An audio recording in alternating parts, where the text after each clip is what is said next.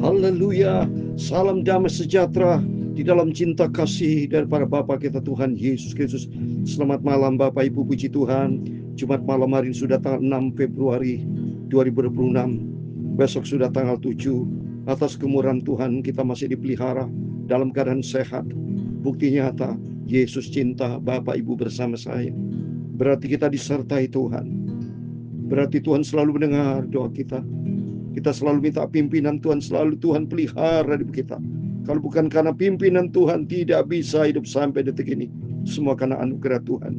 Itu biar kita selalu minta pimpinan Roh Kudus. Peganglah tanganku ya Roh Kudus, pimpin hidupku tiap hari, setiap saat, untuk kami melangkah di dalam pimpinan Roh Kudus, di dalam kebenaran firman Tuhan.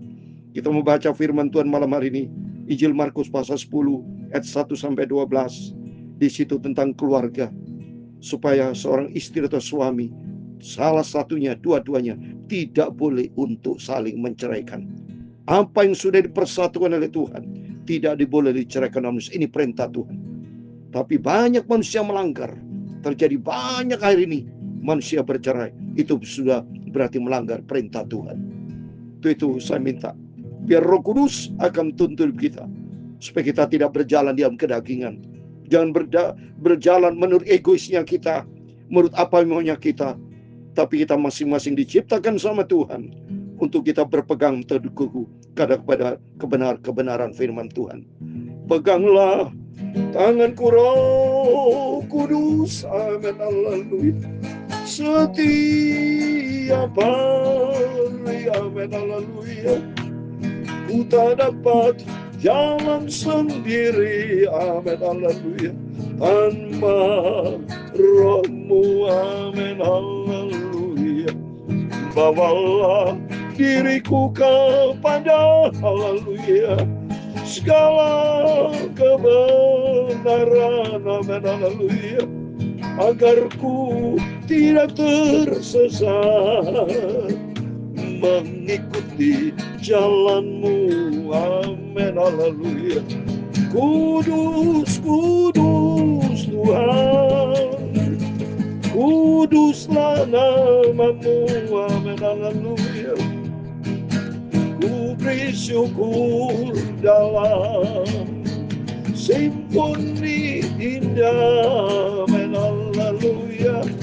Ajaib, ajaib Tuhan, haleluya. Ajaiblah nama-Mu, terima kasih Tuhan. Nama yang beri kemenangan, haleluya, Yesus namanya. Mari kita minta pimpinan Roh Kudus. Peganglah tanganku ya Roh Kudus, haleluya. Dalam Galatia pasal 5, 16 dan pasal 5 ayat 25. Demikian firman Tuhan, maksudku ialah hiduplah oleh Roh, amin. Maka kamu tidak akan menuruti keinginan daging, tetapi hiduplah di dalam Roh. Jikalau kita hidup oleh Roh, baiklah hidup kita juga dipimpin oleh Roh Kudus, amin, haleluya.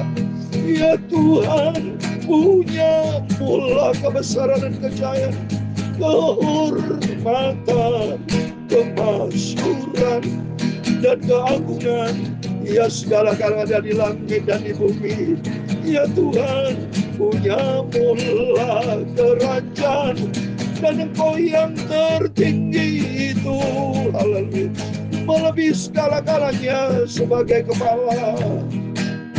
Sebab kekayaan dan kemuliaan berasal daripada-Mu, dan Engkau-lah yang berkuasa atas segala-galanya.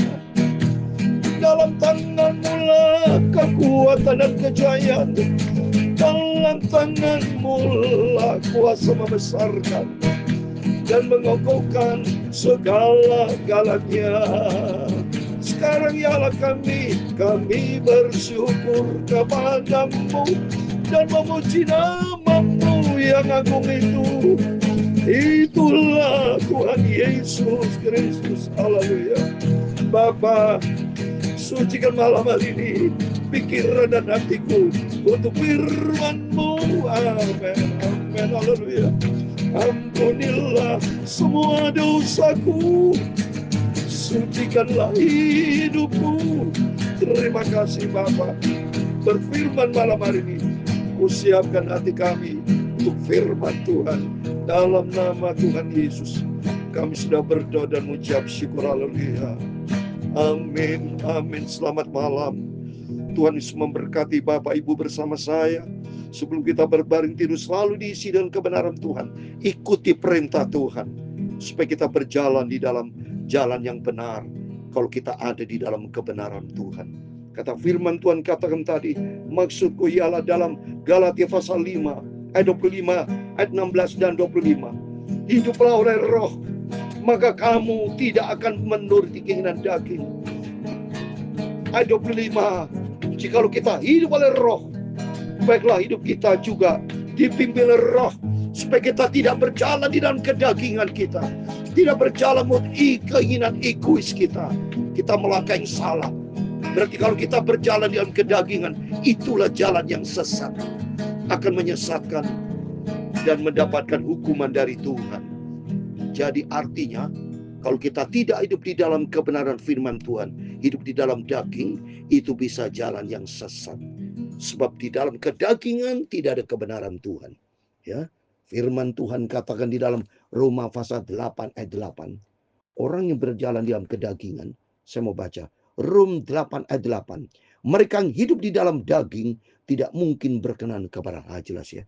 Keinginan daging itu berseteruan, lawan saudara. Ya, tidak mau ikuti kehendak Tuhan.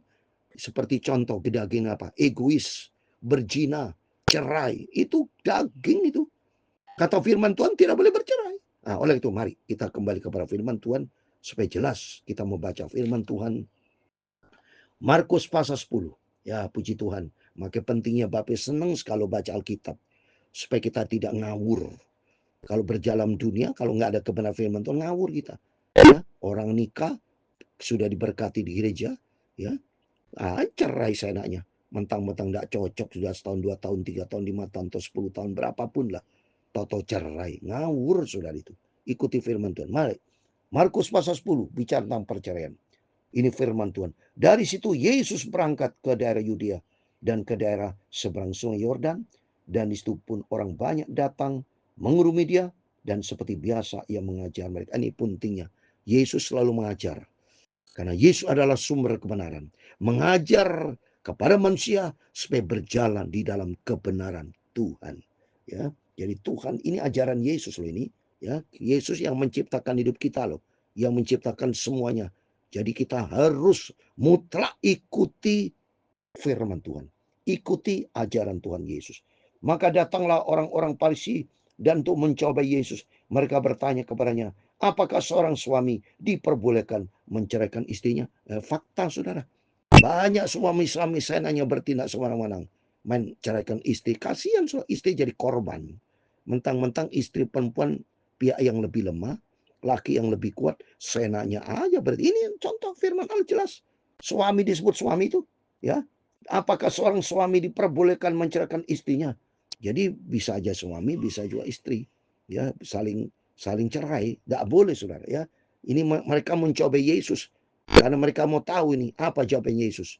Karena menurut firman Allah, dia tahu ahli Taurat Musa kan melarang tidak boleh bercerai. Tapi terjadi cerai, ada surat talak, surat cerai. Mari kita baca berikutnya supaya kita jelas ya. Tetapi jawabnya kepadanya, ini jawab Yesus ya. Jawabnya Yesus kepada mereka ya. Apa perintah Musa kepada kamu? Nah, langsung Tuhan jawab. Apa perintah Musa? Karena mereka orang Farisi kan taat kepada Taurat.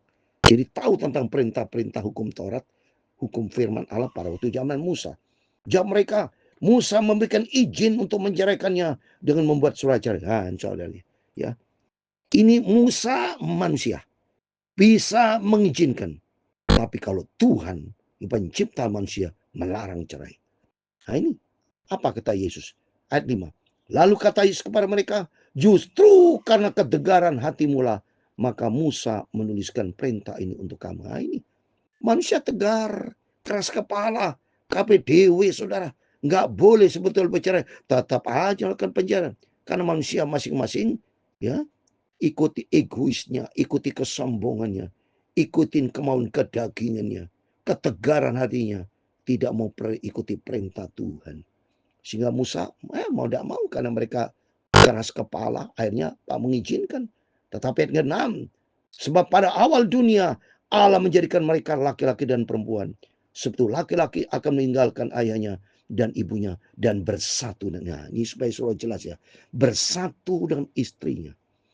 1 + 1 itu 2, saudara.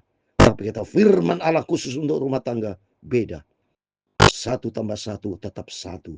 Artinya belajar suami rendah hati 50%. Istri juga rendah hati 50%. Rendahkan. Mungkin kalau dulu saudara bisa cari makanan seenaknya, pergi seenaknya. Tapi kalau sudah suami istri menjadi satu, mari saling rendah hati. Suami kalau mau pergi, ngomong dengan aja istrinya. Mam, atau sayang, atau hai istriku, aku mau pergi. Kalau dulu sebelum menikah, saudara saya nanya bebas. Tapi kalau sudah menikah, harus rendahkan hati. Punya sifat taat. Tidak boleh sombong seenaknya. Maka harus kata firman Tuhan, bersatu istrinya. Artinya rendah hati di depan istri. Istri rendah hati di depan suami. Ikut menjadi satu, berpandangan kepada Kristus. Suami lihat istri mencintai istri karena fokus kepada Tuhan. Karena suami istri ciptaan Tuhan. Tidak boleh sombong. Harus rendah hati. Masing-masing rendah hati. Ketika mereka sudah di rumah, murid-murid bertanya pula kepada Yesus tentang hal itu. Lalu katanya kepada mereka, barang siapa menceraikan istrinya, lalu kawin dengan perempuan lain, ia hidup di dalam perjinan terhadap istrinya itu. Dan jika si istri menceraikan suaminya dan kawin dengan laki-laki, ia berbuat zina. Jadi masing-masing bisa dikategorikan berbuat zina. Kalau dia ceraikan bisa, apalagi kalau mohon maaf saya masih muda. Suami masih muda, istri masih muda cerai, ya udah. Nanti setelah cerai, nikah lagi, kawin lagi. Itu kata firman Tuhan, berzina. Jadi mari kata firman Tuhan, tidak boleh cerai. Ya. Jadi intinya tidak boleh cerai. Karena apa yang dipersatukan Allah tidak boleh diceraikan oleh manusia. Ayat 9.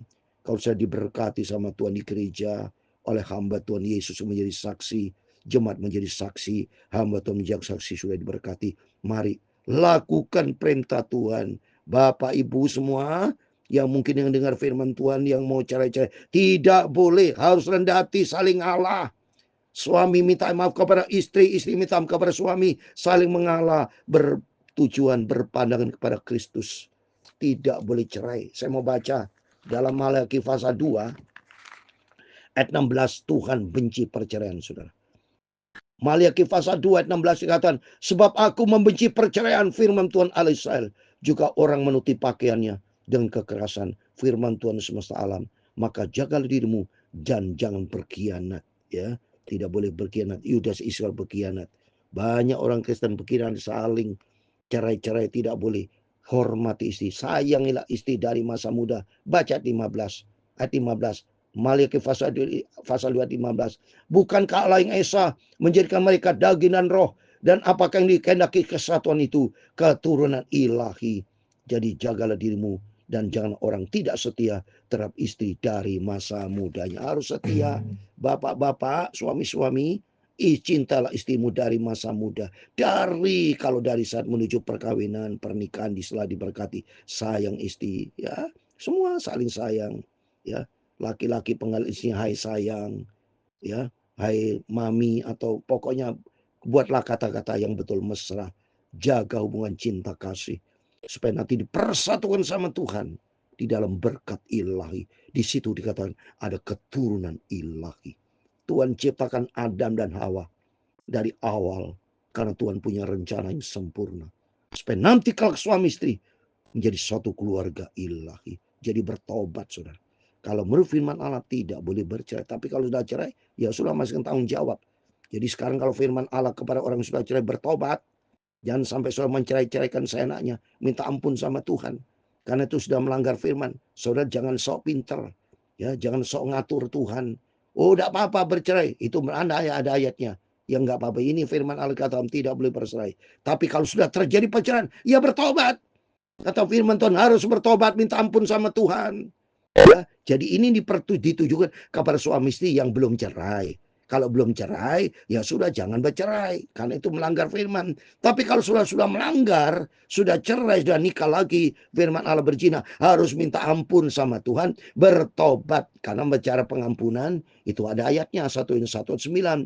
Jikalau kita mengaku segala dosa kita itu segala dosa, Tuhan setia dan adil, harus bertobat. Kalau saudara tidak bertobat, ya akan binasa, saudara. Dia baca di dalam Lukas 13 ayat 5. Kalau tidak bertobat, kata firman Tuhan, binasa.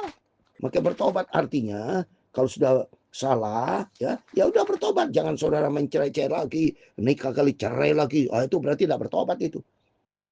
Lukas 13 ayat 5. Tidak kataku kepadamu, tetapi jikalau kamu tidak bertobat, kamu akan binasa, semua akan binasa atas cara ini. Binasa juga kalau tidak bertobat. Tapi asal bertobat, minta ampun sama Tuhan. Kalau ada cerai, ya sudahlah. Damai dengan mantan istri. Salika saudara, ya sudahlah saudara, harus hidup dalam perdamaian. Ya, kalau tidak damai, itu enggak berdosa sama Tuhan. Damai dengan setiap orang, ya. Jadi intinya jangan bercerai. Suami harus pandang kepada istri kalau seperti kepada Tuhan, seperti dalam Efesus. Ya, sebetulnya kalau saya ngajar keluarga panjang, saudara. Ya, tapi saya tidak bisa mengajar panjang-panjang karena dibatasi oleh waktu. Ya, yang penting saya kasih ayatnya Alkitab, ya, di dalam Galatia pasal 5 sebagai terakhir, ya. Saudara baca dari ayat 22 sampai 33. Saya mau baca demikian. Hai istri, tunduklah kepada suamimu seperti kepada Tuhan, ya. Istri baik bergereja Tuhan, tunduk kepada suami, ya. Ini masing-masing, ya. Istri, suami, masing-masing ada ayatnya. Ini istri dulu, ya. Karena suami adalah kepala istri, sama seperti Kristus adalah kepala jemaat.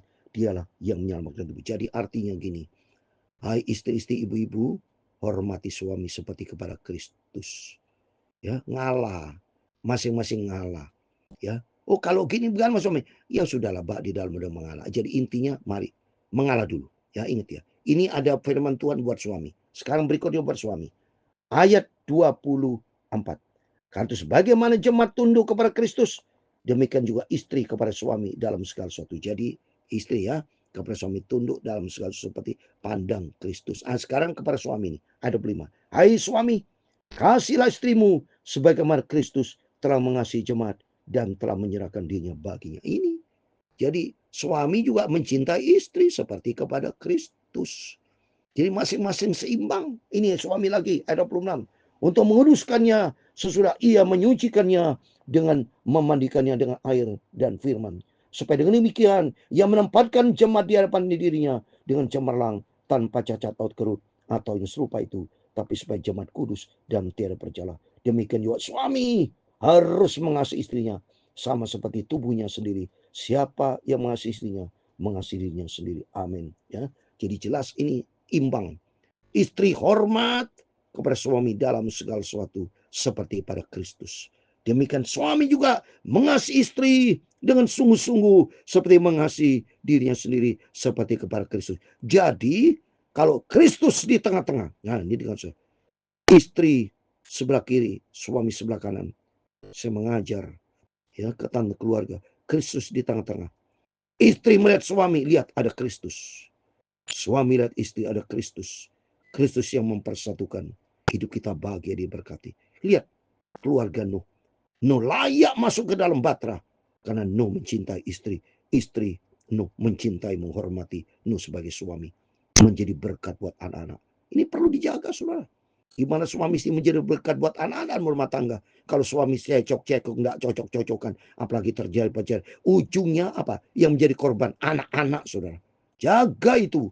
Karena di dalamnya ada keturunan yang laki. Nanti diminta tanggung jawab loh. Setiap kita nanti tuntut tanggung jawab. Kalau saudara tidak bertobat, ya, tidak bertobat nanti tuntut tanggung jawab loh. Baca Roma 14 ayat 12.